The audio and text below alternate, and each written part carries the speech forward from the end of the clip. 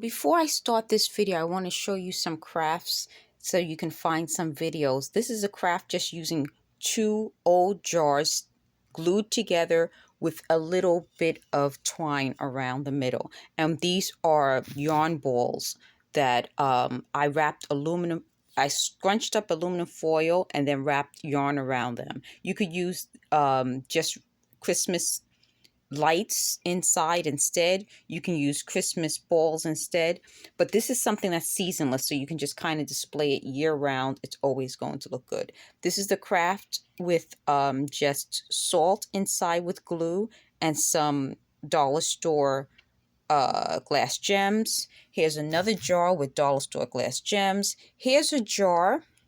You can use candles with a flame like this or little tea lights, but I like these flameless candles because they're safe and they're, with the holidays, it's best just to make everything safe. So this is a dollar store. It came as a 2-pack. I put it inside this little jar and I thought it was cute like this. So this is a nice way to have your dollar store tea light inside of a jar, and it becomes, you can actually take it out, but I stuck it in there. So this is another jar on one of these dollar store candlesticks. You see it's uneven because I was going to put it near the knob, but I'll probably at one point take it out and take it off because it's just hot glued onto it. But here's the knob. So you see how this one sticks out a little bit because it's in front of the knob. I was going to put it here, and so that's a whole long story. Anyway, here's a little cardinal stuck inside that I put inside of this, and I can just unscrew this. This isn't glued together, so this can be unscrewed and I can change the arrangement. These are little ornaments. So I told you in a previous video that I had these little ornaments. So what I'm doing is just taking things that I already have and kind of reusing them. This is a mayonnaise jar that I wrapped in with some yarn. I mixed it so that it would form these colors. Let me see if I have the thing so I can show you how I did it. So the way I did it was I took yarn and I put it together and twisted it. And then what I did was I applied it. So in order to get this look, you don't have to knit anything. You don't have to know how to crochet or sew. All you do is twist it around, make it into a rope, and then you put it around the jar. And you can see how by extending it higher, it changed the shape of the jar. So it kind of goes with this color scheme. And you can see how it would, oh, I just dropped something. It could go back to this yarn tree. So you see how everything sort of goes together. So this craft I showed you, I'm going to do something with this top part, but I left it so that it can open at the top, but I'll do something later with that. So I want to show you that. This, you can put a light inside so that it can light up. Same with this. I showed you this in a previous craft. I showed you the black yarn tree in a previous craft. I told you about framing beautiful cards, and this carries the theme with the birds along with it. I wanted to show you how you can also take, this is a dollar store tree, and I put it in a can. I'll probably end up doing something else with it, but I'll show you that in another video. I have some other things I'll work on in a previous video. But I also wanted to show you something. Let me pause this. Oh, actually, I don't have to pause it. You can take styrofoam and use it inside these cans so that you can stick your artificial flowers or anything else so that it doesn't wobble around. In this case, I put some tissue paper inside so that, I just dropped something. So that this tree will stay upright. So this is a dollar store tree, and it was a really good deal. It's $1. You can't beat $1. But if you have like an event and you need a lot of different trees, you could just use yarn. This is a plastic bottle inside and some yarn wrapped around. This is just plain yarn. It's just hard yarn, and I showed you how to do that in a previous video. So let me go from that and try to transition to what's going on with these people again. So what happened now is, as I'm getting more information about who's involved in harassing and stalking me, let me just put this here so I can kind of talk to you folks and at the same time show you something so that you're just not looking at a blank, empty display. So when this started happening to me in this apartment, I started a job in 2016, and at the time, people would come into the boutique, and I just thought they were just randomly coming in. Maybe they passed by and they saw me. As this is progressing, the people involved are telling me that these were setups to get my reaction, because they said years ago they would hit me in the head with something and then play a sound, and that was supposed to make me angry or make me lose my memory. They also said overnight they would talk to me as a child, and that would make me forget things or make me feel like I'm living through something. So they installed this technology in my apartment. It caused all plastic, like this is something plastic, to yellow. I wish I can get a clearer image of this, but it caused it to yellow and break. So it made plastic really brittle and hard. It caused my face to swell. It caused my me to get these lumps all over my body. I had some already, but the symptoms that I had were different from the ones I had before.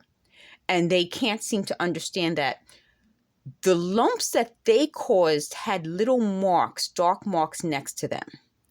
And those marks were completely different from anything I had on my body. And I showed you that in a previous video. So that's the difference. They don't want to acknowledge that it's clearly different from what I had before. And my face was never swollen like this. I wasn't limping. So how this worked was they gathered stories from known liars. And the good thing about this is that a lot of the stories, people already knew the truth. Many years ago, my mom found out about Toys for Tots, and she picked up a toy for someone and gave it to them. She also called the elementary school friend's mother, who had 3 children, and let her know that this Toys for Tots existed. They were appreciative. Now, the story that these people are lying about is saying that I was the beneficiary of Toys for Tots. I wasn't. And that's my point. All of these stories seem to be a way of reducing the things that my mother and I have done for other people to making it sound like we didn't do anything for other people. And I've shown you guys online and in videos thank you cards that we did do things for other people.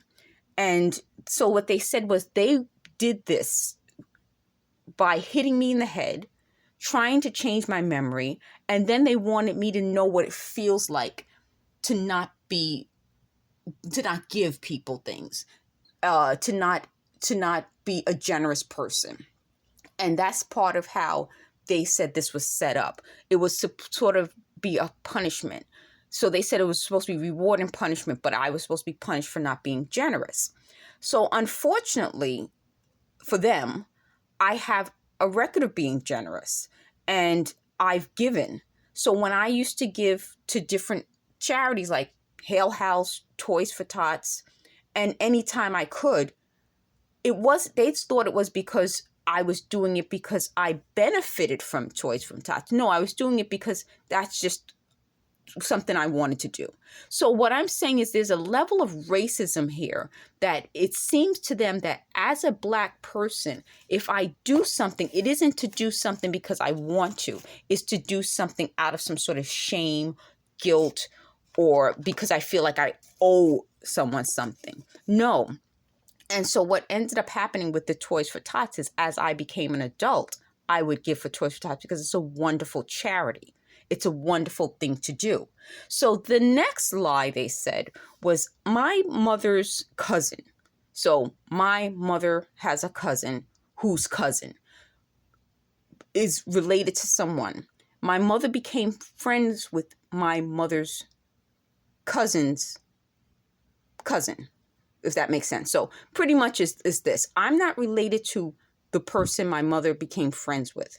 My mother's cousin is related to her. My mother is also not related to her. She's the woman's cousin's cousin. Okay, so we're not blood relatives. It was just a matter of my mother's cousin being her cousin.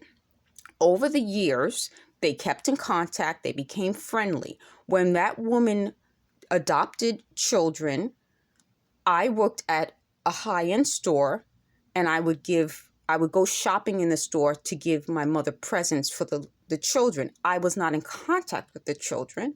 I didn't want to be in contact with children. I would have been in my 20s, 30s. So the last thing I wanted was to be around the kids. But I did want to make sure they had something cute.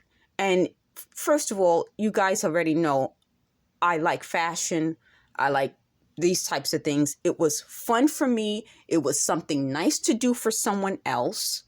And everybody at the store would see me picking up like these little kid stuff and would like, well, what is she doing? So I told the salesperson who I was friends with would usually ring the items for me. So not only was she my friend and I love her, but she was my salesperson. You get what I mean? So that's how it works when you work at a type of store like that, where you actually have a relationship with your salesperson, who was my friend. So I would get things for the children. People would see me. They knew I didn't have kids. And they would wonder, well, why are you buying these kids' clothes? Well, that was the reason. Over the years, my mom helped her friend, who I was getting the kids' clothes for. And over the years, I said to my mom, could you let them know, make sure they know that I'm doing this because I'm doing this to help, but also they'll know that this is coming from me. My mom did other things for them. There were a lot of things my mother did. So my mom and I, that's my best friend in the world. She would go over, help out so much. They appreciated it. I was helping. So in addition to the Toys for Tots that I was giving, I was helping in that situation. I was doing other things for other people. I had the elementary school friend whose family I helped. They would invite me to baby showers and different occasions because they knew I would give a gift. I had another friend that I would help. I was always that type of person. So for now, these people, when I'm sick, unfortunately, to rewrite my life story and pretend that I wasn't helping is a lie. They also lied and said that I was never good with Black people. Well, as you folks know, I am Black people. My family are Black people, okay? And they won't like the grammar in that, but it is what it is, okay? And that's a lie. The people that I'm talking about with the girls, there were 5 girls, and as they know, I had a budget of $100 to buy them stuff that I gave to myself. I used to go over that. And I also had a budget for Toys for Tots and other things. The family that I'm telling you, the elementary school friend, they used to say they were Black, but they're Latino. And so there's no issue. I don't have an issue with Latinos. I don't have an issue with Black people. I don't have an issue with white people. I have an issue with liars and people trying to rewrite things to make themselves look better, or worse, to make me look bad. So the next lie they have is that they hit me in the head so that they can give me ideas while I'm sleeping with images and steal my ideas by listening to me. That doesn't make any sense, folks. They are invading my privacy, but they slipped up and said the reason they're invading my privacy is to find out what I will say when this situation gets exposed. Now, that's a completely different story. Now, that to me is a more likely scenario than invading my privacy to give me ideas on crafts, okay? So now that we got that part of the story out of the way, we discussed the Toys for Tots, we discussed helping out people who are not related to me because I felt it was a good thing to do. We're now going to discuss how this situation was supposed to bring me down and wear me down. They felt that they could slip people into our lives by coming up with stories that aren't true. I told them, not only do I know the true stories, but everyone does. It's not a secret. It was never a secret. To show you how commonplace the knowledge is, my mother's friend who's passed away years ago, she passed away over a decade ago. She would walk down the street and people would ask her questions and she would answer it. It wasn't something that was a secret. It was something that everyone knew. So my knowing it isn't a big deal. I tried not to tell you folks other people's business, but I'm letting you folks know that if you know me, you know I used to do the shopping. You guys know that. You know I was someone who used to be someone who believed in charity. You also know I was never on welfare before this situation, and that's why they said they put me on it. They said they hit me in the head, hit me in the back, so I could know what it feels like to be on welfare, because they thought I was being hypocritical, because I said if you're on Medicaid or welfare, you should not be shopping in high-end boutiques like St. John's. Okay, if anybody's familiar with St. John's, there's a St. John's. You can look it up online. There's a St. John's boutique on 5th Avenue. There's a St. John's that I used to work in the department in Saks Fifth Avenue. The clothing starts at about $300 and up. If you are on welfare or Medicaid, and I'm currently on welfare and Medicaid, there's no reason why I would be shopping at St. John's. They didn't like that, because that's part of how this group is. They're criminals. And I cannot sit here and take taxpayers' money and then turn around and shop and buy something that starts at $300, even on sale. If you can catch a sale, and that's my point with these people. I worked at the boutique. If you can catch this, they weren't buying things for $300. They weren't just buying things for $300. They were buying things for far more than $300. Even on sale, when those things went on sale, it was too expensive. Okay? And that's my point about them being the hypocrites. All right? Saks Fifth Avenue, we didn't have any closeout bottom basement prices. We had expensive items. And I worked at Saks Fifth Avenue for over 5 years. So I know what I'm talking about. And if you're on welfare or Medicaid and you're buying high-end items from Saks Fifth Avenue, there's a problem. So they thought that once I went on welfare, I would be a hypocrite and then go buy high-end items. No, I'm making things out of jars. This is my decoration for Christmas, okay? If my mother goes to the dollar store and buys something, I make it and I use it for this little YouTube business. I will start trying to sell some things that I made, and I'm currently selling items that, because I'm on welfare, I can't afford to keep. Please visit my eBay business at Bargain Buster Bin, and let me show you something I'm going to sell online. Okay, so I'm going to start trying to sell these wreaths online. Let me see if I can hold it. You know what? Maybe what I'll do is, let me put it on this back thing to see if I can get a better image of it. So I'm going to start selling these things. These are wreaths that I made out of my old LSAT papers. So some of them will be wrong answers, so you guys can see that. They wanted to scare me and say, well, we were poisoning you. If you sell it, it may hurt someone else. Well, guess what, folks? If you guys are poisoning me and you know I have a business, then you're trying to sabotage my business. And that's my point. This is my point about this whole situation. Okay? The whole situation was designed to destroy my business. So do I think they sprayed this? No. Why do I know they didn't? How do I know they didn't spray it? Because I haven't left, the day I left this apartment since I made this, I know they didn't spray this. You get what I'm saying? Like, this is how I have to live. I have to either stay home and pray they don't break in when I'm gone. That's how I have to live. So if I leave and they come in, they spray stuff on it. So they said that they peed my bed.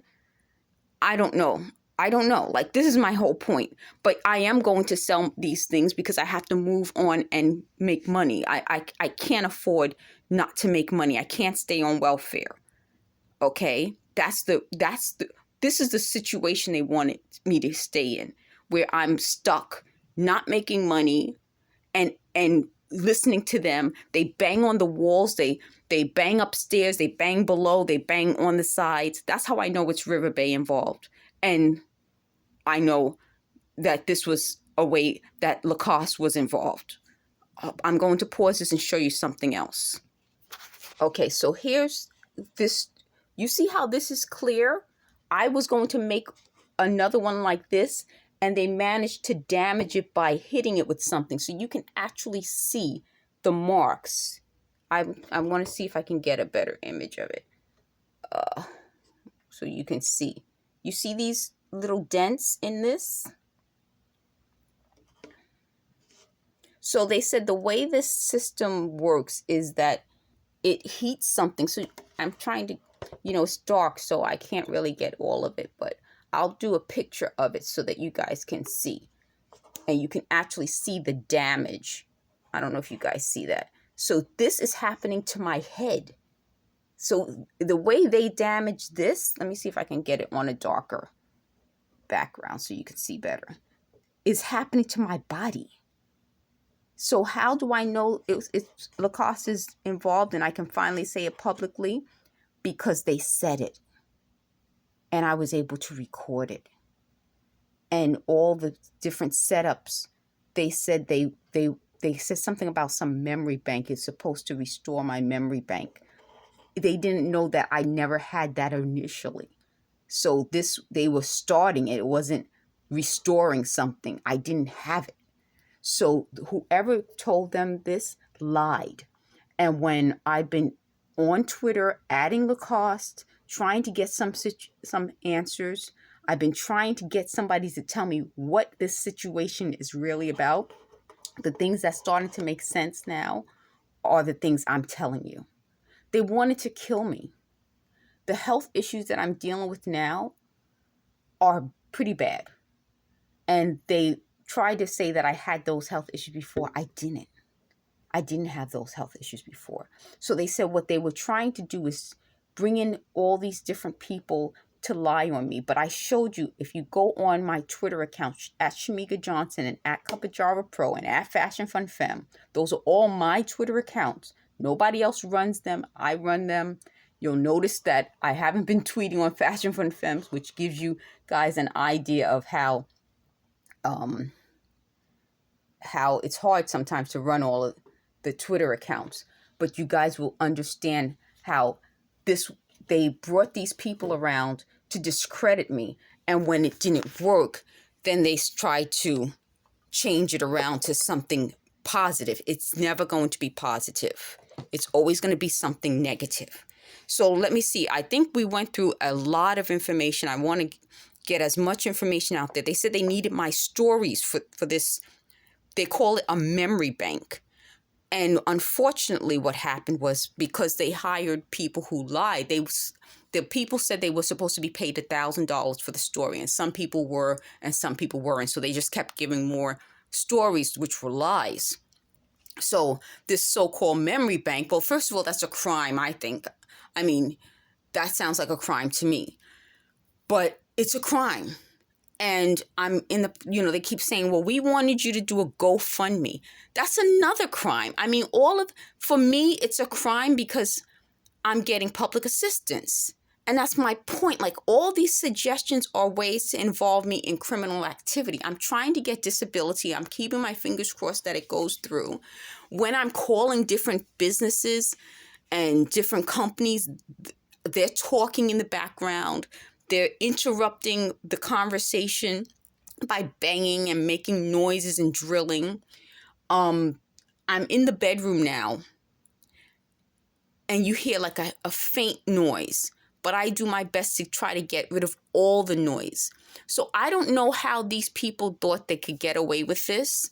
They said they tried to change it into something positive so that it wouldn't seem like a crime. So they started out saying that it was a way to test to see if I can remember things. Then they said it's a test to see if I'm lying about things. Then they said it's restoring my memory bank. First of all, you can't restore memories with lies. If you're going to try to get a memory, you have to start with truth. But they didn't want the truth because the truth proves they targeted me. So the way the people in this building are talking. So how I know how this works now is that you have to be close to the source in order to hear it without that weird sound. And I'm talking about how you can hear people talking, but it has a weird sound. Well, because they have to be close to you, I know it's someone in the building or so, or more than one person in the building. And how they said it was supposed to work was that they saw me coming in and out of my apartment with my mom going shopping, and they needed to find a way to put me in a place where they could do this to me. And that's why I was recruited to work at Lacoste. So I used to work at bigger stores and at a bank, and they couldn't really do this there. I needed to be at the boutique, and I had to work a lot of hours. And now I was working a lot of hours initially. I was hired part-time, but we were getting overtime, but then overtime stopped, and then they changed the hours so that we weren't working with a lot of people in the boutique. And that kind of made it hard for me because at that point, I didn't realize I was being set up. And as I wasn't feeling well and things were going wrong, people were coming in and robbing, and all this stuff was happening.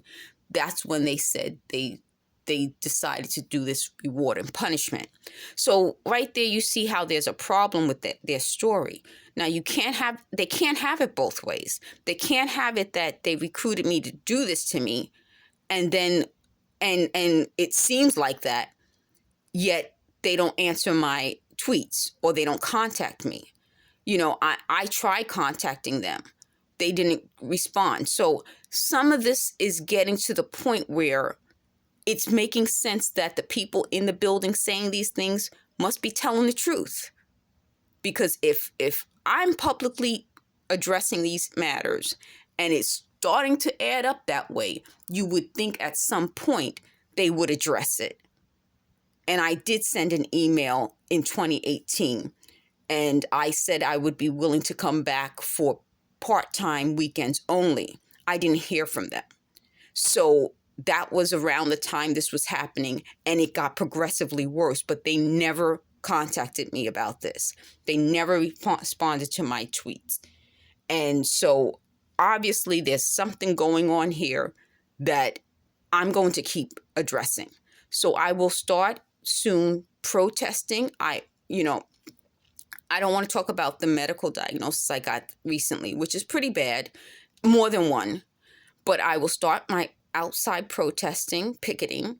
I am suing everyone because the level of lies that these people told is horrible.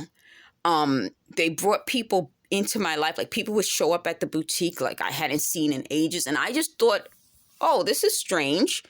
It was, it's a Madison Avenue boutique. Maybe those people were running past and happened to stop in. But now it makes sense that this was supposed to be a way of keeping me upset, or and these weren't people that I had any problems with. Like, they made it seem like, oh, you must have. No, I that's my point. Like, whoever told them all these lies made it seem like this was like a whole big issue, whole big deal. They're the ones who made a big deal and a big issue.